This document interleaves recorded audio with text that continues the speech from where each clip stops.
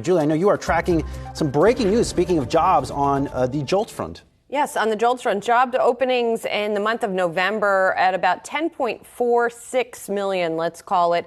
That is actually an increase. Oh, no, excuse me. It's a decrease from the revised number, a decrease from 10.5 million. And it's also higher than estimated. So in other words, there are more job openings than had been estimated by a pretty wide margin here. And I know we're looking through the report, but I just want to mention the ISM numbers as well. We got the Institute for Supply Management's Manufacturing Index coming in at 48.4 for the month of December. So this is very fresh data. And that's pretty much in line with the 48.5 that was estimated. It's also a tick down from the prior month. Prices paid also ticking down, though. That's a little bit of good news here. 39.4 in that manufacturing report, which is down from 43 the prior month.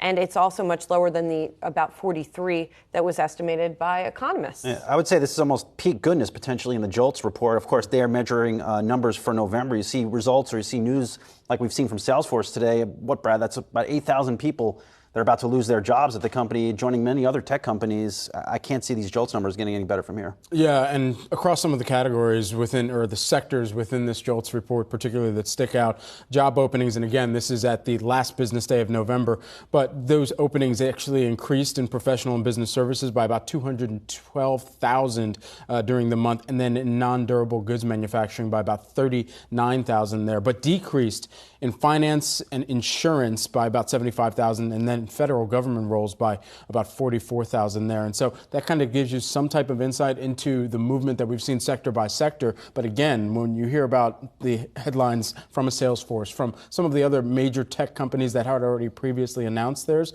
and in the professional and business services category, how that might continue to show up even in future data. Goldman Sachs just this week with layoffs of their own. To be clear, the Fed does not want to see a JOLTS report like this, right? Mm-hmm. They want to see some tightening in the labor market, which is not really evidenced in this, because they want evidence that their efforts to cool inflation by cooling the economy are working. Now, there is evidence maybe on that manufacturing report. Maybe that's a little bit more positive when it comes to the read-through for the Fed, if we are seeing a little bit of a contraction there. And in fact, it is after 30 straight months of expansion. Now we're seeing that manufacturing report the lowest since May of 2020. And again, that prices paid component going down. So a little bit of a good news, bad news in these two reports. Again, purely from a read-through for the Fed perspective.